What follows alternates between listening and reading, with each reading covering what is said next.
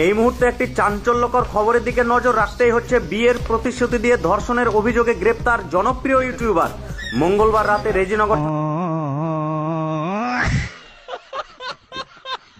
তাহলে বন্ধুরা কি বুঝতে পারলে? 16 কলা পূর্ণ হলো না, 15 কলাতেই সব শেষ। দিকে নজর রাখতেই হচ্ছে। বিয়ের প্রতিশ্রুতি দিয়ে ধর্ষণের অভিযোগে গ্রেপ্তার জনপ্রিয় ইউটিউবার। তাহলে বন্ধুরা একটা জিনিস ভেবে দেখো, রবিউল শেখ যেটা বলেছিল একেবারে খারাপ কিছুই বলেনি।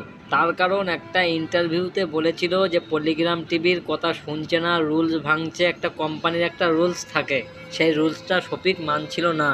আর একটা ইন্টারভিউতে সে এটাও বলেছিল রাত বেরাত বাড়ির বাইরে থাকে, গাঁজা মদ খায়, এখানে ওখানে পড়ে থাকে, ওর বাড়িতে ঝামেলা হয়, ফেসবুক পেজ বিক্রি করে পাসওয়ার্ড চেঞ্জ করে দেয়।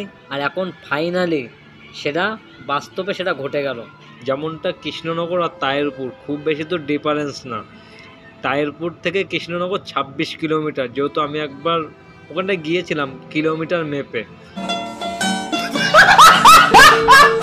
তবে ভাই একটা কথা মাথায় রেখো, চোরের 7 দিন আর গৃহস্থের ভাড়া 1 দিন। তো বন্ধুরা আমি বেশি কিছু চাই না, তোমাদের কমেন্টে মতামত চাই। তো তোমাদের যা কিছু বলার আছে কমেন্ট বক্সে এসে বলো। যদি ভালো ভালো কমেন্ট আসে আবার একটা রিপ্লাই নিয়ে ভিডিও আসবে। যাক, সবাই ভালো থেকো। আর তোমাদের কি মতামত অবশ্যই বলতে বলবে না কমেন্ট বক্সে।